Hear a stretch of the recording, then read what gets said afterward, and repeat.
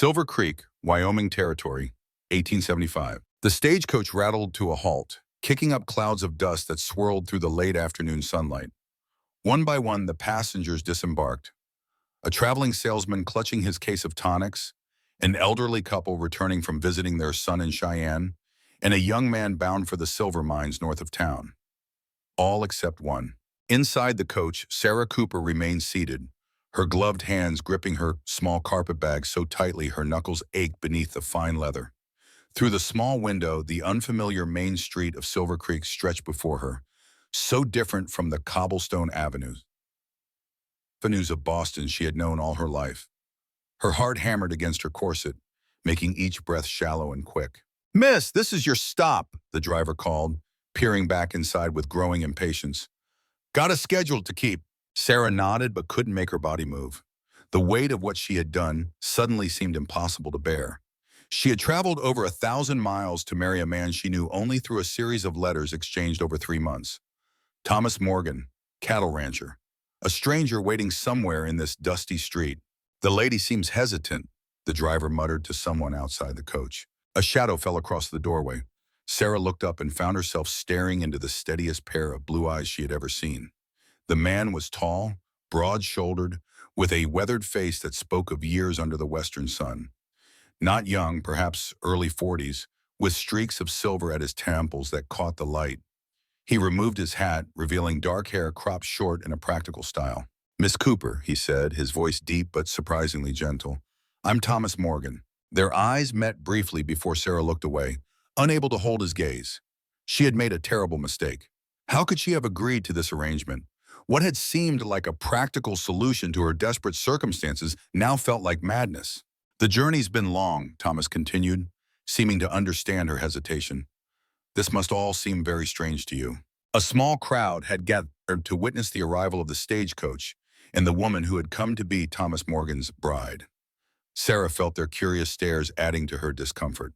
Thomas stepped closer and extended his hand. "The first step is always the hardest," he said quietly for her ears alone. "But I promise you won't have to take it alone." Something in his steady gaze and patient manner gave Sarah the courage she needed. Slowly, she placed her gloved hand in his and allowed him to help her down from the stagecoach. The moment her boots touched the dusty street of Silver Creek, she felt a strange mix of terror and relief wash over her. She was here. There was no turning back now. "Thank you," she said, finally looking directly at him. Thomas nodded, releasing her hand once she was steady. "I've arranged a room for you at Mrs. Franklin's boarding house. I thought you might want some time to rest and settle in before—" He paused. "Before we discuss our arrangement further."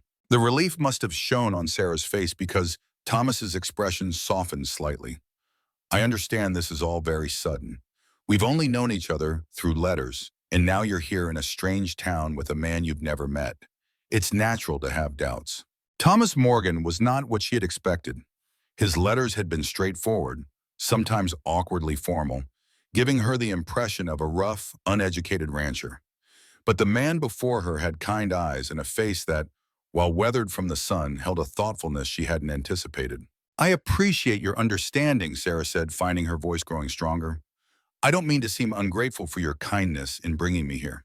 "No need for gratitude," Thomas replied. "You've shown great courage coming all this way." As they walked down the main street of Silver Creek, Sarah took in her surroundings. The town was smaller than she had imagined. A single main street with wooden buildings on either side, a general store, a bank, a small white church, a saloon, and various other establishments. People stopped to stare at them as they passed, some nodding respectfully to Thomas, others openly curious about the newcomer. "It's not Boston," Thomas said, noticing her appraisal. "It's quaint," Sarah replied diplomatically. The boarding house was a 2-story building with a small porch and neatly curtained windows. As they approached, a plump woman with steel-gray hair emerged from the front door, wiping her hands on her apron. "Mr. Morgan, right on time," she called out cheerfully, "and this must be Miss Cooper." "Mrs. Franklin," Thomas nodded. "This is indeed Miss Sarah Cooper. She's had a long journey and could use some rest." Of course," Mrs. Franklin said, bustling forward. "I've got your room all ready, dear. Best one in the house with a view of the mountains." Come in. Sarah glanced at Thomas, uncertain. I'll come by tomorrow morning, he said. Perhaps we could have breakfast and talk then. Sarah nodded, grateful for the reprieve. Thank you, Mr. Morgan. That would be suitable. Thomas placed her trunk just inside the door of the boarding house. Until tomorrow, then, he said with a slight bow of his head. As Sarah followed Mrs. Franklin into the boarding house, she couldn't help looking back. Thomas Morgan stood in the street, his hat now back on his head, watching her go. There was something reassuring about his presence, solid and unmoving, like the mountains that framed the small town. Mrs. Franklin showed Sarah to a small but clean room on the second floor. The promised view of the mountains was indeed spectacular, with late afternoon sunlight casting long shadows across the rugged landscape. Mr. Morgan is a good man, Mrs. Franklin said as she helped Sarah unpack. One of the finest in these parts. You're fortunate he placed that advertisement. Sarah's cheeks flushed. We're not married yet, Mrs. Franklin. I've only just arrived. Of course, dear, of course, the older woman said with a knowing smile. But he's been fixing up that ranch house for months now. New curtains, fresh paint, even ordered a proper bathtub all the way from Denver. Not the sort of things a man does unless he's serious about making a home. The thought of Thomas preparing his home for her arrival made Sarah's heart flutter unexpectedly. In her correspondence with him, she had been honest about her circumstances. Her father's death, the mounting debts, the loss of their family home. She had made it clear that hers was a practical decision, not a romantic one. And yet, the image of him hanging curtains with her comfort in mind touched something within her. After Mrs. Franklin left, Sarah sat on the edge of the bed, feeling the full weight of her decision. She had traveled over 1,000 miles to marry a stranger because she had run out of options in Boston. Now that she was here, the reality of her situation was overwhelming. She walked to the window. The town of Silver Creek was bathed in the golden light of sunset, transforming the dusty streets and simple buildings into something almost beautiful. In the distance, the mountains stood proud against the darkening sky, eternal and unchanging. Sarah thought of Thomas Morgan's hand extended toward her, waiting with infinite patience for her to find her courage. It was a small gesture, perhaps, but in that moment it had meant everything. The distant sound of a train whistle carried on the wind, and Mrs. Franklin's words from earlier returned to Sarah's mind.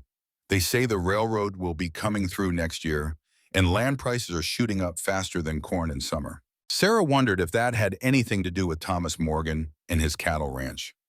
There was much she didn't know about this man and this place. Tomorrow, perhaps, she would begin to find answers. The morning sun streamed through the curtains, waking Sarah earlier than she was accustomed to. After weeks on the road, sleeping in a real bed had been luxurious, but her body still ached from the long journey.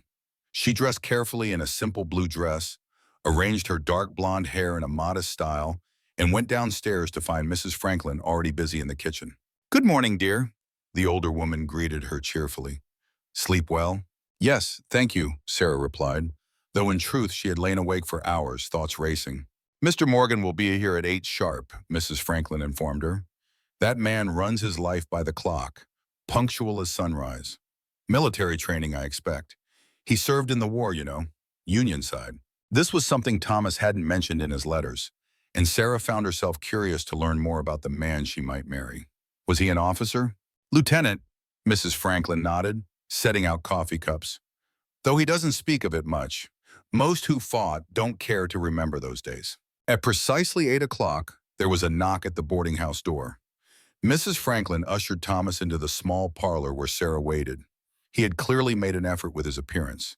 His hair was neatly combed, and he wore a clean shirt under his vest. He still looked every inch the rancher, but there was a dignified quality to him that Sarah found herself admiring. "Good morning, Miss Cooper," he said, hat in hand. "I hope you slept well." "I did, thank you," she replied politely. "There's a small cafe just down the street that serves a decent breakfast," Thomas suggested. "Would that be agreeable?" Sarah nodded and they set off, walking side by side but not touching.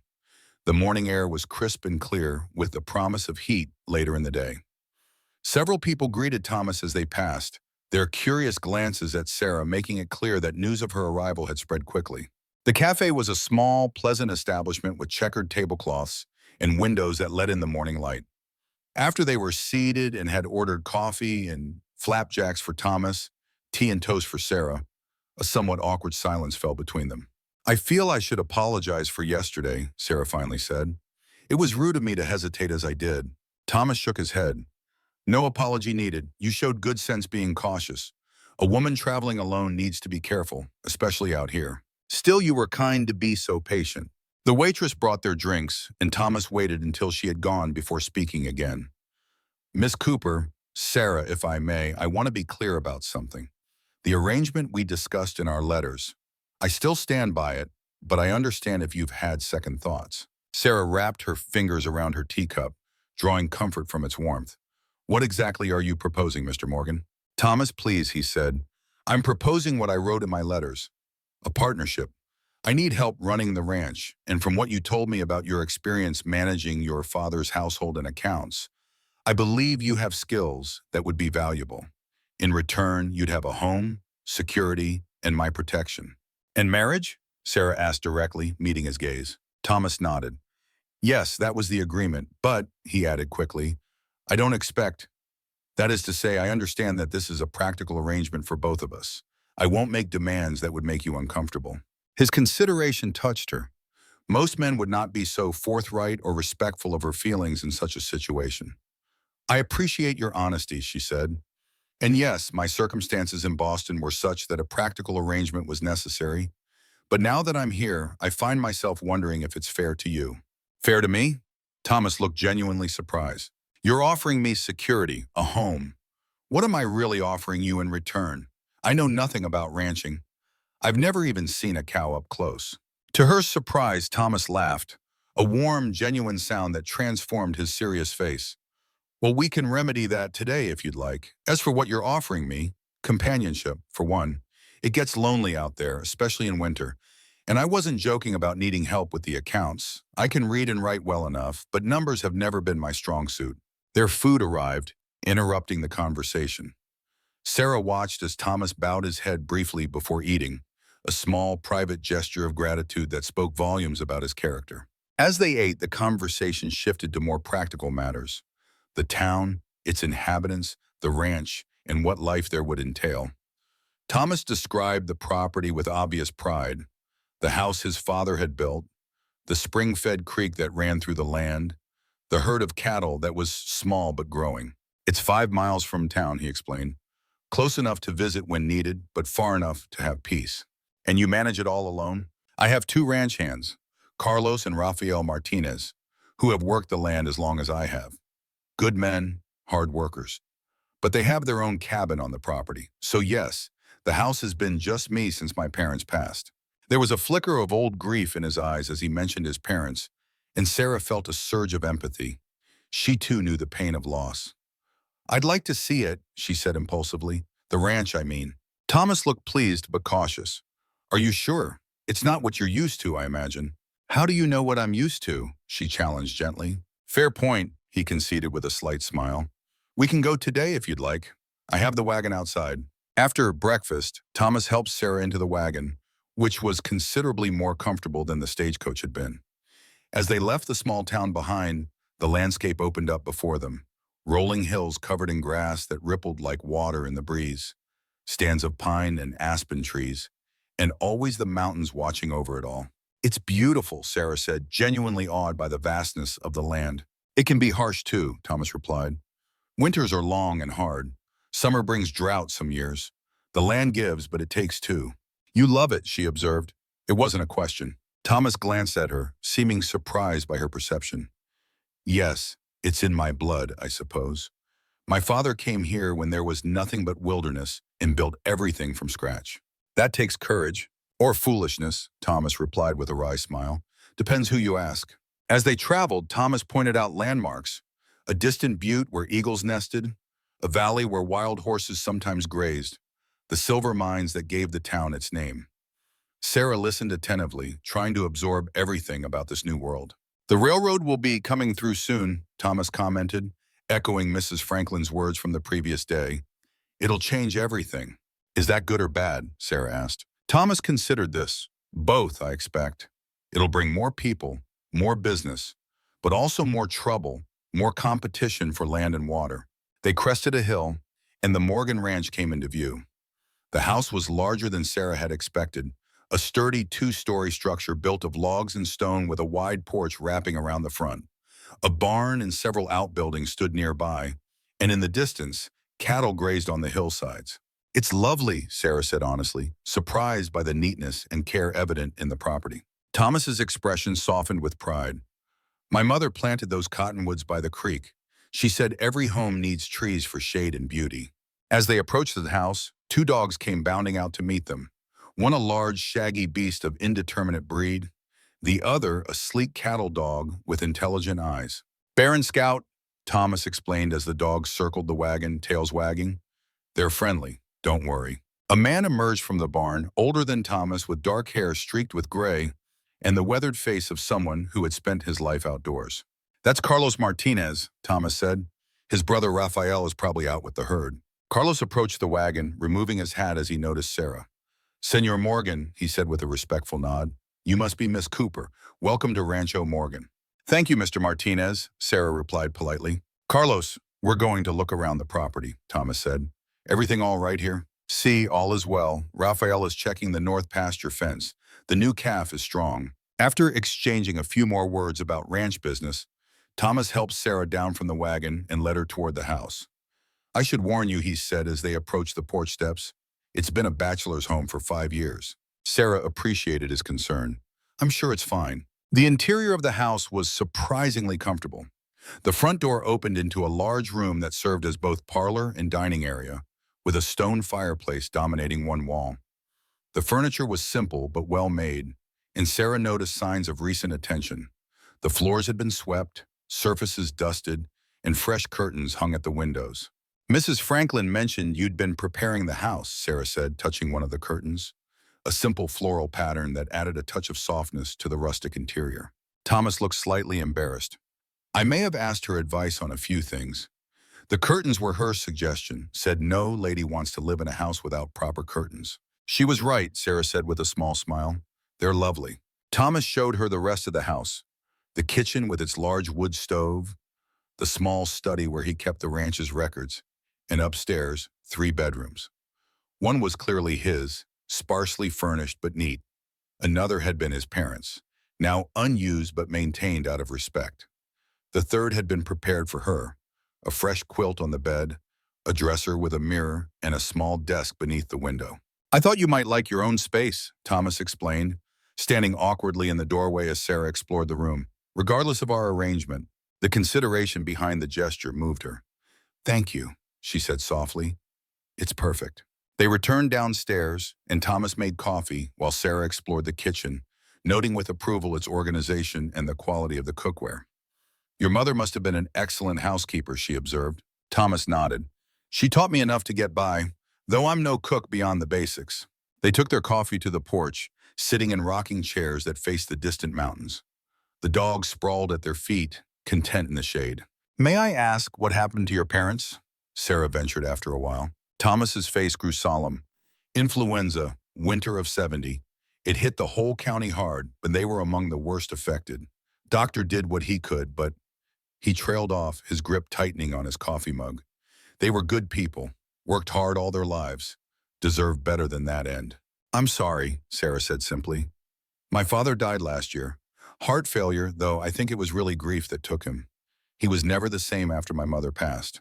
You were close to him. Very. He taught me everything, reading, mathematics, even some Latin. He was a professor before his health declined. We had to sell his library at the end to pay for medicine. The memory still pained her. That must have been difficult. It was, Sarah admitted, almost as difficult as admitting we had no more money, no more options. When I saw your advertisement in the newspaper, it seemed like Providence. Thomas was quiet for a moment, then said, I want you to know something, Sarah. If you decide this isn't what you want, if you decide I'm not what you want, I'll ensure you have the means to return to Boston or go wherever you choose. His offer, so genuine and without condition, touched Sarah deeply. That's very honorable of you. It's not about honor, Thomas replied. It's about choice. I've lived here my whole life because I chose to. I want the same for you. They sat in companionable silence for a time, watching as the afternoon light painted the landscape in rich gold. Sarah found herself feeling more at ease than she had since leaving Boston. Would you like to see the rest of the ranch? Thomas asked eventually. Sarah nodded eagerly. Yes, please. Thomas showed her the barn first, a sturdy structure that housed 4 horses, including his own mount, a handsome bay gelding named Rusty. "This is Daisy," Thomas said, indicating a gentle-looking mare with a white blaze on her forehead. "If you decide to stay, she'd be yours. She's steady, not too spirited, good for a beginner." The thought of having her own horse was both exciting and intimidating. Sarah reached out tentatively, and the mare snuffled at her hand. "She likes you," Thomas observed with a smile. From the barn, they walked to a fenced pasture where several cows with young calves grazed peacefully. Thomas pointed out different animals, explaining their bloodlines and the qualities he looked for in his stock. His knowledge was impressive, and Sarah found herself genuinely interested in learning more. As they continued their tour of the property, Sarah noticed an envelope sticking out from beneath a ledger on Thomas's desk when they passed through the study again. The return address was from the Silver Creek Bank, and the corner of a notice was visible: "Final payment due." Thomas saw her gaze and quickly moved to tuck the envelope away. "Just business matters," he said, his tone casual but his eyes watchful. Before Sarah could respond, the sound of hoofbeats approached. Thomas looked out the window, his expression darkening slightly. "We have visitors," he said, "Judge Clayton and Harold Blackwell." Sarah followed his gaze to see two men riding toward the house. One was elderly, perhaps in his 60s, with a distinguished appearance despite the dust of travel. The other was younger, around Thomas's age, with a sharp, calculating look about him. "Who are they?" Sarah asked. "Samuel Clayton is the county judge and owns the bank in town," Thomas explained, his voice neutral but tight. "Blackwell works for him. They've been trying to buy this land for months." "Why?" Thomas didn't answer immediately, watching as the men dismounted. "It's complicated," he finally said, "and not something you need to worry about today. But you should know, not everyone in Silver Creek is as welcoming as Mrs. Franklin." He moved toward the door, then paused, turning back to Sarah. "I'm sorry your first day here has to include this. These men, they can be difficult. You don't have to stay for this conversation if you don't want to." Sarah straightened her shoulders. "I'd prefer to stay, if you don't mind. After all, if I'm to be your partner in running this ranch, I should understand its challenges." Something like admiration flickered in Thomas's eyes. He nodded once, then opened the door to greet their unwelcome visitors. As Judge Clayton and Harold Blackwell stepped onto the porch, Sarah had the distinct impression that she was about to witness the first skirmish in a battle that had been brewing long before her arrival. Whatever secrets Thomas Morgan was keeping about his ranch and these men, she suspected they would not remain hidden for long. And strangely, despite the tension in the air, Sarah felt a sense of purpose stirring within her. Perhaps coming to Silver Creek wasn't a mistake after all. Perhaps this was exactly where she needed to be. "Morgan?" Clayton nodded curtly before turning his attention to Sarah. "And this must be the mail-order bride we've heard so much about. News travels fast in a small town, my dear." The words were polite enough, but his tone carried a subtle mockery that made Sarah stiffen. Before she could respond, Thomas stepped forward, placing himself slightly between her and the visitors. "Miss Cooper has just arrived from Boston," Thomas said evenly, "and she's a guest in my home. What brings you out this way, Judge? Seems a long ride for a social call." Clayton smiled, though it didn't reach his eyes. "Just checking on my investment. Your payment is due at the end of the month, as I'm sure you recall. $2,800. Sarah tried to keep her expression neutral, though the sum shocked her.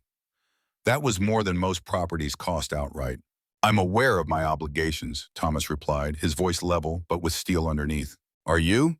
Because Blackwell here tells me your south pasture is looking mighty sparse. Don't seem to me like you've got enough head of cattle to meet that payment." Thomas remained impassive. "My business arrangements are just that, mine. Now, if you'll excuse us, I was showing Miss Cooper the ranch." Blackwell spoke for the first time, his voice surprisingly cultured for his rough appearance. "The lady might want to know what she's getting into. Marrying a man on the edge of losing everything could be considered imprudent." Sarah felt a flash of indignation. "Mr. Blackwell, was it? I appreciate your concern for my welfare, though it seems rather presumptuous from someone I've just met." She stepped forward to stand beside Thomas. "As for prudence, I find that judging situations without complete information is rarely wise." A flicker of surprise crossed Clayton's face before he chuckled. "She's got spirit, Morgan. I'll give you that." His expression hardened. "But spirit won't pay your debts. I've been patient, waited while you struggled to make your payments. My offer to buy this land stands. $20 an acre. More than fair, given your circumstances." "The ranch isn't for sale," Thomas said firmly. "It never will be." Clayton's eyes narrowed. Everything has a price, Morgan, one way or another. He turned to Sarah with a thin smile. Miss Cooper, I hope you'll encourage your prospective husband to be reasonable. Would be a shame for a fine Boston lady to find herself homeless in the wilderness because a stubborn man couldn't see sense. I believe Mr. Morgan is perfectly capable of managing his affairs, Sarah replied coolly, and I prefer to form my own opinions on what constitutes sense. Clayton studied her for a moment, as if reassessing his initial impression. He replaced his hat with deliberate precision. We won't take more of your time today, but do think on what I've said, both of you. As the two men mounted their horses, Blackwell lingered, his gaze sweeping over the property with the calculating look of someone already planning its future. Fine water source you've got here, Morgan. Be a shame if anything happened to it. Thomas stiffened, but said nothing as the men rode away. He watched them go, his jaw tight with tension, until they disappeared down the road leading back to town. I apologize for that, he said once they were out of earshot. Judge Clayton can be difficult. Why does he want your land so badly? Sarah asked. Thomas hesitated, then gestured toward the porch. Let's sit. This might take some explaining. Back in the rocking chairs, Thomas gazed out at his land as he spoke. My father claimed this land under the Homestead Act in '63, 640 acres. Not the largest spread, but good land with something precious out here in the West. Reliable water. We have a creek that runs year-round, fed by a spring up in those hills, and a small lake on the north end of the property. And water is valuable, Sarah stated, beginning to understand. More valuable than gold sometimes, especially to the railroad. Their steam engines need water, lots of it. The proposed route for the new line passes about a mile from here. So Judge Clayton wants to buy your land for the railroad? Thomas's laugh held no humor. Not exactly. Clayton wants to buy cheap now, then sell dear to the railroad once the road is finalized. He's been buying up land all through the valley. That's why the mortgage is so high, Sarah realized. He's trying to force you to sell. Thomas looked at her with new respect. You catch on quick. After my parents died, Clayton suddenly discovered that the interest rate on our loan had been recorded incorrectly. Said the original agreement had been lost in a small fire at the bank. Nearly doubled my payments overnight. That's outrageous. Surely that's not legal. Legal enough when you own the bank and your cousin is the county clerk. Thomas sighed. I've been fighting it for 3 years now. Paid everything on time, built up the herd, even found some silver on the North Ridge that I've kept quiet about. But this last payment, he gestured toward the envelope she had noticed earlier. $2,800. I've managed to set aside nearly $2,000, but I'm still coming up short. What happens if you can't pay? Thomas's expression darkened. Clayton forecloses, takes the land, the water, everything my parents built. Probably sell it to the railroad for 10 times what he paid. And there's no one who can help? No lawyer? The only lawyer in town works for Clayton. Thomas ran a hand through his hair, a rare show of frustration. I've written to a lawyer in Cheyenne, but haven't heard back. Time's running short. Sarah absorbed this information, her mind already working through potential solutions. May I ask something personal? You're considering marrying me. I'd say that gives you the right to ask anything. Why did you place an advertisement for a wife now, with everything so uncertain? Thomas was quiet for a long moment. Practical reasons, partly. The ranch needs a woman's touch. I need help with the books. He paused. But mostly, he looked down at his hands, strong and weathered. I've been alone a long time, fighting Clayton, working from dawn till dusk, always one bad season away from losing everything. After a while, you start to wonder what it's all for. The vulnerability in his admission moved Sarah. In their correspondence, Thomas had been reserved about personal matters, focusing instead on practical details of the ranch and the proposed arrangement. I understand loneliness, she said quietly. After my father died, it wasn't just the financial hardship that was difficult. It was the emptiness of the house, the silence where his voice should have been. Thomas nodded, his eyes meeting hers with perfect understanding. Something shifted between them in that moment, a recognition of shared experience, of mutual comprehension that went beyond words. The evening shadows were lengthening across the yard when Thomas finally stood. I should get you back to town. Mrs. Franklin will be wondering where you are. The ride back to the boarding house was quiet, both lost in thoughts of what had been revealed. When they reached town, Thomas helped Sarah down from the wagon, his hands lingering at her waist just a moment longer than necessary. I'll come by tomorrow, if that's agreeable, he said. Perhaps we could discuss arrangements. I'd like that, Sarah replied. Thomas hesitated, then reached into his pocket and pulled out a small key. This is for my study at the ranch. If you'd like to look at the books tomorrow, I trust your judgment. Sarah accepted the key, touched by the gesture. Thank you. I'll do what I can. That night, Sarah sat at the small desk in her room making notes about what she had learned. The financial situation Thomas faced was dire but not impossible. If the mortgage payment was due at month's end, that gave them just over 2 weeks. She would need to see the ranch's books, understand exactly what resources they had available. A soft knock at her door interrupted her thoughts. Mrs. Franklin entered with a steaming cup of tea. Thought you might need this, dear. You've had quite a day. Thank you. Sarah accepted the cup gratefully. Mrs. Franklin, what can you tell me about Judge Clayton? The older woman's expression darkened as she sat on the edge of the bed. Samuel Clayton's been in Silver Creek almost as long as the Morgans. Started as a lawyer, became judge, then bought the bank when old Mr. Simmons died. Some say he had a hand in the railroad survey, making sure the proposed route favored his interests. And Harold Blackwell? His enforcer, you might say, handles the unpleasant business. Mrs. Franklin lowered her voice, though they were alone in the room. When the Wilson farm mysteriously caught fire last year, right after they refused to sell, well, nothing was ever proven, but folks had their suspicions. Sarah felt a chill. So he's dangerous. Only to those who stand in his way. Mrs. Franklin patted Sarah's hand. But Thomas Morgan isn't easily intimidated. His father was the same way. Backbone of steel, those men. The judge mentioned a payment due at the end of the month. Ah, you heard about that. Mrs. Franklin sighed. It's the talk of the town, I'm afraid. That final mortgage payment is steep. Some folks are already betting on whether Thomas will make it or have to sell to Clayton. Betting? Sarah was appalled. On a man potentially losing his home? That's Silver Creek for you. Not much excitement out here most days. Mrs. Franklin studied Sarah's face.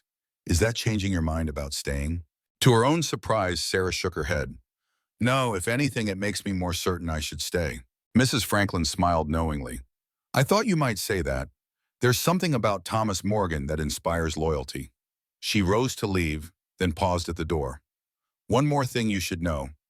Susan Simmons, the former bank owner's widow, she still lives just outside town with her daughter. If anyone might know something about those original loan terms, it would be her. Sarah brightened. Do you think she'd speak with me? I could arrange it. She doesn't get many visitors these days. Mrs. Franklin's eyes twinkled, and she never did care for Samuel Clayton. After Mrs. Franklin left, Sarah stood by the window, gazing out at the quiet street. Silver Creek looked peaceful in the moonlight, but she now understood that beneath its simple exterior lay a complex web of power, money, and old grudges. She had come here seeking security, a practical arrangement to solve her problems. Instead, she found herself drawn into a battle for a piece of land she barely knew, alongside a man she was only beginning to understand. The thought should have frightened her. Instead, Sarah felt more alive than she had since before her father's illness. She had a purpose, a challenge that would require all her intelligence and determination. And she was not alone in facing it. The next morning, Sarah was once again awake with the sun. She dressed in a practical brown skirt and white blouse, pinning her hair in a simple style. When Thomas arrived at 8, she was ready and waiting on the porch. I'd like to see the ranch books today, she said without preamble. If we're to be partners, I should understand exactly what we're facing. Thomas blinked, momentarily taken aback by her directness, then smiled slightly. Good morning to you too, Miss Cooper. Sarah flushed. Forgive me. Good morning, Mr. Morgan. I hope you slept well. Better than most nights, he admitted. And I think your plan is excellent. The books are in desperate need of a skilled hand. The ride to the ranch was filled with more conversation than the previous day. Thomas pointed out various landmarks, explaining the history of the valley and the families who had settled there. Sarah listened attentively, building a mental map of this new world. The Wilsons used to have that land there, Thomas said, pointing to an abandoned homestead as they passed. Good people. Their place burned last spring. Clayton bought it for pennies after.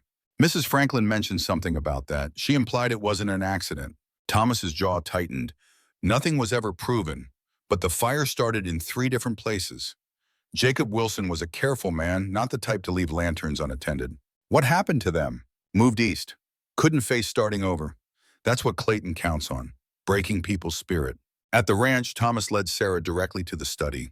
Everything's here. he said, gesturing to a stack of ledgers on the desk. I'm afraid they're not as organized as they should be. That's quite all right, Sarah assured him. Why don't you see to your morning chores while I familiarize myself with these? You're sure you don't mind? It's not the most exciting way to spend a morning. Sarah smiled. On the contrary, numbers tell stories, Mr. Morgan. I'm curious to hear what yours have to say. For the next several hours, Sarah immersed herself in the ranch's financial records. Thomas's assessment had been accurate. The books were a jumble of entries, with expenses and income haphazardly recorded.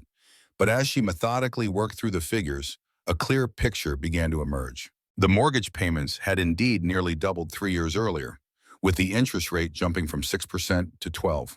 The total owed for the final balloon payment was $2,800, due in 17 days.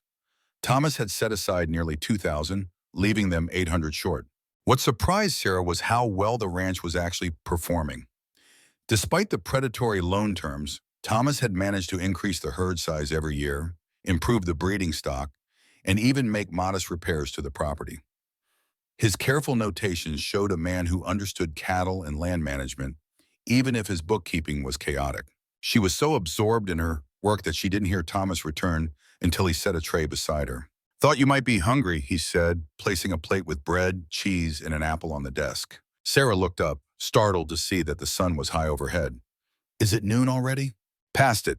Thomas pulled up a chair. Find anything useful? Sarah nodded, arranging her notes. Several things. First, your operation is basically sound. You're running the ranch well. The problem is entirely with the loan terms. That's something at least. More importantly, I think there might be a way to challenge those terms. If we could find proof of the original agreement, Clayton claims it burned in a fire. So he says. Sarah tapped her pencil against her notes. But banks keep multiple records. There should be a copy somewhere, perhaps at the county office. I've tried that route. The county clerk is Clayton's cousin, remember? He claims no such records exist. Sarah frowned. What about the previous bank owner? Mr. Simmons, was it? Would he have records? He might have, but he died 3 years ago, right around the time Clayton took over the bank. Thomas's expression was grim. Convenient timing, wouldn't you say? Very, Sarah agreed. What about Mrs. Simmons? Is she still alive? Thomas straightened, looking at her with new interest. She is, lives with her daughter just outside of town. But I don't know if she would have access to bank records. Perhaps not the records themselves, but she might know where her husband kept copies. It's worth asking. It is. Thomas smiled, a genuine expression that transformed his serious face. You're quite something, Sarah Cooper. Sarah felt her cheeks warm at the compliment. I'm simply applying logic to the problem, which is exactly what's been needed. I've been so busy running the ranch that I haven't had time to properly fight Clayton on this. They ate their lunch as Sarah continued explaining her findings. The easy companionship between them grew, built on mutual respect and common purpose. After lunch, Thomas suggested they ride out to see the water sources that made the ranch so valuable. If you're going to help me save this place, you should see what we're fighting for. To Sarah's surprise, he led her not toward the wagon but to the barn, where Daisy the mare was already saddled. I thought perhaps you might like to try riding, he said, noting her apprehension. The creek's difficult to reach by wagon, but if you'd prefer not to... No, Sarah squared her shoulders. I should learn. If I'm to live here, riding will be an essential skill. Thomas smiled, pleased by both her willingness and her implicit acknowledgement that she intended to stay. Daisy's gentle, she'll take good care of you. With infinite patience, Thomas showed her how to mount, how to hold the reins, how to communicate with the mare through gentle pressure. His hands were steady and respectful as he adjusted her posture and position. Sarah found herself surprisingly comfortable under his tutelage, his calm confidence transmitting itself to her. That's it, he encouraged as she successfully directed Daisy in a small circle around the yard. You're a natural. Sarah laughed. Hardly, but thank you for the kindness. They rode at a walk, following a trail that led away from the ranch house and up into the foothills. Thomas on his bay gelding Rusty, Sarah on Daisy. The landscape changed as they climbed higher, more trees, wildflowers dotting the meadows, the air growing cooler. Look there, Thomas pointed toward a distant ridge. Eagle's nest. Same pair returns every spring. Sarah marveled at the sight of the great birds soaring against the blue sky. It's all so vast, she said, looking back at the valley spread below them. The ranch a small cluster of buildings in the distance. In Boston, everything is close, contained. Here it feels like you can see forever. That's what my mother loved about it, Thomas said. She said it gave her perspective. Hard to get too caught up in small problems when you can see the whole world laid out before you. As they continued, Thomas pointed out landmarks and boundaries. That line of cottonwoods marks the creek that runs through the property, he explained. And on the north ridge is where I found traces of silver last year. Have you filed a claim? Thomas shook his head. Not yet. Wanted to keep it quiet until the mortgage is settled. Clayton has friends at the land office. If he knew, he'd find some way to take it. After about an hour's ride, they reached a small plateau sheltered by pines. A crystal-clear spring bubbled from rocks at one end, forming a small pool before continuing down the hillside as a stream. This is it, Thomas said, dismounting and helping Sarah down from Daisy. My favorite place on the entire ranch. It was indeed lovely, peaceful, and secluded, with the sound of water and wind in the pines creating a natural symphony. But Sarah sensed there was more to it than natural beauty. My father brought my mother here when he first asked her to marry him, Thomas explained, confirming her suspicion. And later, when they had disagreements or important decisions to make, they would come here together. My mother said no one could stay angry, surrounded by such beauty. The significance of him bringing her to this place wasn't lost on Sarah. Thank you for showing me, she said softly. Thomas led her to a flat rock beside the spring, where they sat together, looking out over the valley. Sarah trailed her fingers in the cool water, marveling at its clarity. This feeds the creek that runs through the ranch, Thomas explained. Even in the worst drought years, it never runs dry. That's why Clayton wants this land so badly. Whoever controls the water controls everything in this valley. And the railroad needs water for the steam engines, Sarah added, the pieces fitting together in her mind. Exactly. There's a natural basin down by the eastern boundary that would make a perfect water stop. Clayton knows it, the railroad knows it, and they all know I won't sell. Thomas picked up a small stone and turned it in his fingers. This land isn't just property to me. It's my heritage, my parents' dream. They worked themselves to the bone to build something that would last. Sarah watched his profile as he gazed out over his land, understanding for the first time the true depth of his attachment to it. This wasn't merely about a place to live or a means of livelihood. This was his legacy, his purpose. We should head back, Thomas said after a while, glancing at the sky. Storm's brewing. Sarah looked up to see dark clouds gathering over the distant mountains. Will it reach us? Hard to say. Weather moves fast out here, best not to chance it. The ride back was quicker, Thomas setting a slightly faster pace now that Sarah had gained some confidence on horseback. Even so, the first fat raindrops began to fall as they approached the ranch house. We're going to get soaked, Sarah observed, feeling the wind picking up. Thomas pointed to the dark wall of rain advancing across the valley. That's going to hit hard. When we reach the barn, I'll help you down.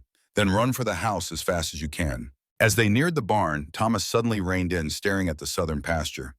Something's wrong. Sarah followed his gaze and saw cattle scattered across the field, some moving beyond the property line. The fence? Down. Thomas's expression hardened. That section was fine this morning. I checked it myself. He turned to Sarah. Can you make it to the barn alone? I need to gather those cattle before they stray too far. Go, Sarah urged. I can manage. Thomas hesitated only a moment before spurring Rusty toward the breach. Sarah continued to the barn, rain now falling steadily. She managed to dismount by herself, though not as gracefully as she would have liked. Leading Daisy inside, she found Carlos already there, preparing to head out after Thomas. Senorita Cooper, he nodded, saddle in hand. You made it back before the worst. He glanced outside at the darkening sky. This will be a bad one. The fence is down in the south pasture, Sarah told him. Thomas has gone to round up the cattle. Carlos muttered something in Spanish that sounded like a curse. That fence was solid this morning. I check it myself with Rafael. He paused, eyes narrowing. Someone cut it during the day while we were all busy. The implication was clear. Someone had deliberately sabotaged the ranch, waiting until they would be most vulnerable, just before a storm when the cattle could scatter far and wide. Is there anything I can do to help? Sarah asked. Carlos considered her for a moment, perhaps assessing her capabilities. Can you handle a rifle, senorita? Sarah shook her head. I've never fired one. Then stay inside, lock the doors. Sometimes, trouble comes with storms. With that cryptic warning, he mounted his horse and rode out into the increasingly heavy rain. Sarah led Daisy to an empty stall, removed the saddle as Thomas had shown her, and made sure the mare had water. The simple, necessary tasks helped calm her growing anxiety. By the time she finished, the storm had intensified dramatically. Rain pounded on the barn roof, wind howled through every crack, and lightning flashed with alarming frequency. Gathering her courage, Sarah wrapped Thomas's coat around her shoulders and dashed for the house. The short distance seemed endless as rain pelted her face and the wind nearly knocked her off her feet. By the time she reached the porch, she was soaked to the skin and shivering. Inside, she quickly built a fire in the fireplace as Thomas had shown her the day before. The house felt eerily quiet with only the storm for company. Sarah paced anxiously, watching out the windows for any sign of Thomas and Carlos. An hour passed, then two. The storm showed no sign of abating. Sarah had changed into one of Thomas's shirts, hanging her wet clothes by the fire to dry. She tried to busy herself in the kitchen, heating water for coffee, finding bread and preserves for a simple meal when the men returned. As dusk approached, the house grew darker. Sarah lit lamps and continued her vigil by the window. Just as she was beginning to fear the worst, she spotted movement through the curtain of rain. 3 riders approaching the house, driving a small group of cattle before them. Relief flooded through her as she recognized Thomas's tall figure. She hurried to the door, watching as the men directed the cattle into a corral near the barn. A few minutes later, Thomas burst through the door, soaked to the bone and mud-splattered, but whole. "You're safe," he said, his voice rough with exhaustion, eyes quickly taking in her appearance in his shirt. "I've been worried about you," Sarah replied, helping him remove his dripping coat. "The cattle? Got most of them, lost a few." His expression was grim. Fence was cut, clean through with wire cutters. "Clayton?" "Blackwell, most likely. No proof, of course." Carlos and Raphael followed Thomas inside, equally drenched and weary. Sarah quickly served coffee and food, listening as the men discussed the damage and necessary repairs. The storm continued its assault on the house, rain drumming on the roof, wind howling around the corners, occasional flashes of lightning illuminating the rooms. "You should go change," Sarah told Thomas when he had finished eating. "You'll catch your death in those wet clothes." Thomas nodded, too tired to argue. He disappeared upstairs while Carlos and Raphael returned to their cabin, refusing Sarah's offer to stay in the house despite the worsening storm. Left alone, Sarah tidied the kitchen, her mind racing with all that had happened. The sabotage fence, the stolen cattle, the confrontation with Clayton. It was becoming clear that Thomas faced not just financial threats, but physical danger as well. A tremendous crash from upstairs startled her. "Thomas?" she called, alarmed. When there was no answer, she hurried up the stairs, following the sound of cursing to Thomas's bedroom. The window had shattered, a large tree branch lying across the sill, rain and wind pouring into the room. Thomas was attempting to move the branch, his shirt soaked anew from the rain driving through the broken window. "Let me help," Sarah said, rushing forward to grab one end of the branch. Together, they managed to push it back through the opening.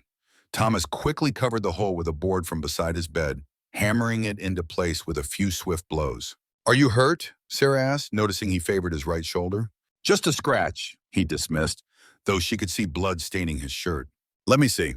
For a moment, it seemed he would refuse, but exhaustion won out.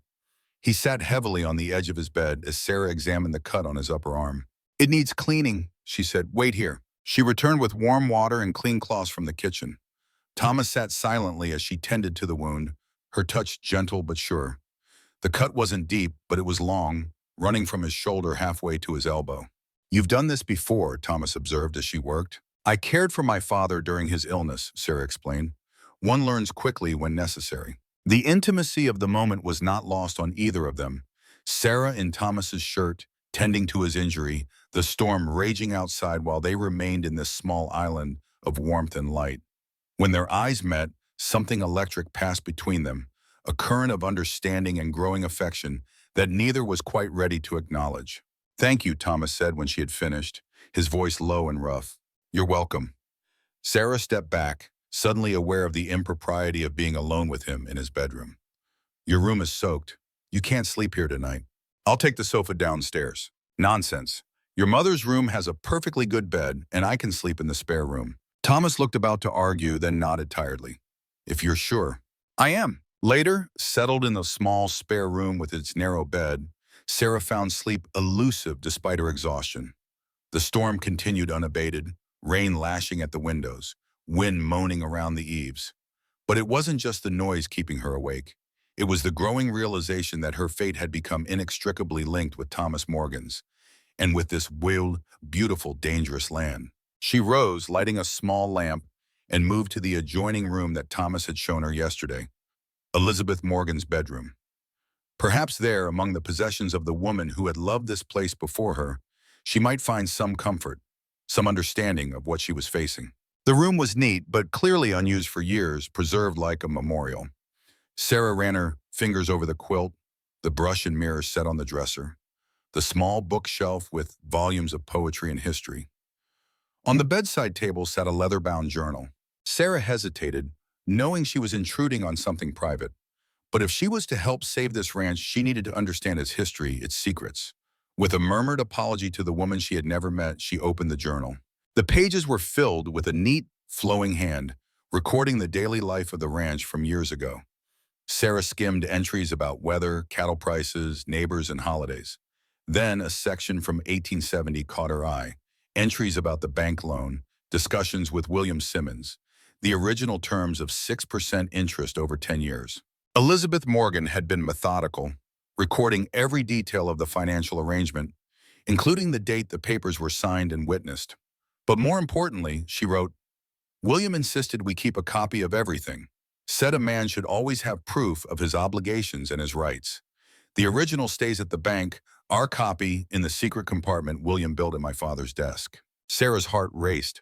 The desk, the one in Thomas's study. Could the paper still be there, hidden all this time? She hurried downstairs, lamp held high, avoiding the creaking steps she had noticed earlier. In the study, she examined the massive oak desk that dominated the room. It appeared solid, with no obvious hidden compartments. She ran her hands along the edges, the underside, looking for any irregularity. Nothing. She pulled out each drawer, checking for false bottoms or backs. Still nothing. Frustrated, she sat in the chair, trying to think like Elizabeth Morgan. Where would a secret compartment be located? Her gaze fell on the ornate carving on the front panel of the desk, a pattern of oak leaves and acorns. Leaning closer, she noticed one acorn seemed slightly larger than the others. On impulse, she pressed it. A soft click in a small drawer slid out from beneath the main drawer, so perfectly fitted it had been invisible. Inside lay several folded papers, yellowed with age but intact. With trembling fingers, Sarah withdrew them, unfolding the topmost document. There it was, the original mortgage agreement between James Morgan and Silver Creek Bank, signed by both James and William Simmons, dated April 12, 1867. The terms were clearly stated: 6% interest with monthly payments over 10 years, culminating in a final payment of $1,400, half the amount Clayton was demanding. Sarah stared at the document, scarcely believing their good fortune. This was proof, legal, binding proof, that Clayton had been defrauding Thomas for years. With this, they could challenge the entire debt. A floorboard creaked behind her. Sarah turned to find Thomas standing in the doorway, watching her with an unreadable expression. "I couldn't sleep," she explained quickly, rising to her feet. "I was reading your mother's journal and found—" "My mother's journal is private," Thomas interrupted, his voice tight. "I know, and I apologize for the intrusion, but Thomas—" She held out the paper. "Look what I found." Thomas stepped forward, taking the document. His eyes widened as he read. "The original agreement," he whispered. "Where did you find this?" "In a hidden compartment in the desk. Your mother wrote about it in her journal." Sarah pointed to the relevant passage. She kept a record of everything, including the original terms. Thomas sank into the chair, staring at the paper in his hands as if it might vanish. "All this time," he murmured. "All this time it was here." "This changes everything," Sarah said excitedly. "Clayton has been charging you double the agreed interest rate. With this evidence, we can challenge the entire debt." Thomas looked up at her, his expression shifting from disbelief to something warmer, more intense. "We?" Sarah met his gaze steadily. "Yes, we. If I'm to be your wife, your partner in this ranch, then your battles are mine as well." Something shifted in Thomas's eyes, a mixture of gratitude, respect, and something deeper that made Sarah's heart beat faster. "Then we'll face them together," he said quietly. "Whatever comes." Outside, the storm began to subside, the wind dropping to a gentle whisper, the rain softening to a steady patter. Dawn was still hours away, but in the study of the Morgan Ranch, a new day had already begun. She dressed quickly in her now dry clothes and made her way downstairs. Thomas was already in the kitchen, brewing coffee on the large cast-iron stove. He turned at her approach, and the look in his eyes, warmth tinged with something deeper, made her breath catch. "Good morning," he said, offering her a steaming cup. "Good morning." Sarah accepted the coffee gratefully, their fingers brushing in the exchange. "How is your arm?" "Better, thanks to your ministrations." Thomas gestured toward the window. "Carlos and Rafael are already assessing the damage. The fence will need complete rebuilding, and we lost 7 head of cattle." "I'm sorry." "Don't be. It could have been much worse." He leaned against the counter, studying her face. "You saved this ranch last night, Sarah. Do you know that? If Clayton succeeds in foreclosing, he gets everything: the land, the water rights, the silver deposit. With that document you found, we have a fighting chance." Sarah warmed at his words. "What do we do now?" "Take this to someone who can use it." Thomas set his cup down decisively. "There's a lawyer in Cheyenne, Jackson Miller. I wrote to him weeks ago but never heard back. He's got a reputation for standing up to the railroad interests. If anyone can help us challenge Clayton legally, it's him." "How far is Cheyenne?" 3 days' ride in good weather." Thomas glanced out the window at the mud-soaked ground. "Probably 4 with the trails like this. I'll leave as soon as possible." "I'm coming with you," Sarah said without hesitation. Thomas turned back to her, surprise evident on his face. "It's a hard journey, Sarah. Rough country, rougher accommodations." "I'm stronger than I look, Mr. Morgan." She met his gaze steadily. "Besides, I found the document. I should be there to explain how predatory Clayton's terms were compared to the original agreement. And," she added with a small smile, "someone should make sure you don't ride that injured arm into the ground." Thomas studied her for a long moment, then nodded slowly. "All right, but we'll need to prepare carefully. It won't be like traveling by train or stagecoach." "I understand. We should start back to town soon. Mrs. Franklin will be worried sick, and we need supplies for the journey." Thomas paused, his expression growing serious. "There's something else we should discuss before we go." "Yes?" "Our arrangement." He set his cup down, facing her directly. "When you came here, we agreed to a practical partnership. Marriage in name, with clear benefits for us both. But things have changed." Sarah's heart quickened. "How so?" "I find myself—" Thomas hesitated, uncharacteristically uncertain. "My feelings toward you have grown beyond what I anticipated. I respect your intelligence, your courage, your determination. And I find myself hoping our arrangement might become something more genuine in time." The simple honesty of his admission touched Sarah deeply. In Boston, men couch their intentions in flowery phrases and social niceties. Thomas's straightforward declaration was refreshingly different. "I feel the same," she admitted softly. "When I answered your advertisement, I was seeking security, nothing more. But these past days have changed something in me, too." Relief crossed Thomas's face. "Then perhaps we should consider making our arrangement official before we leave for Cheyenne. It would be more proper for us to travel as husband and wife." "Are you proposing, Mr. Morgan?" Sarah asked, a smile tugging at her lips. "I believe I am, Miss Cooper." He stepped closer, taking her hands in his.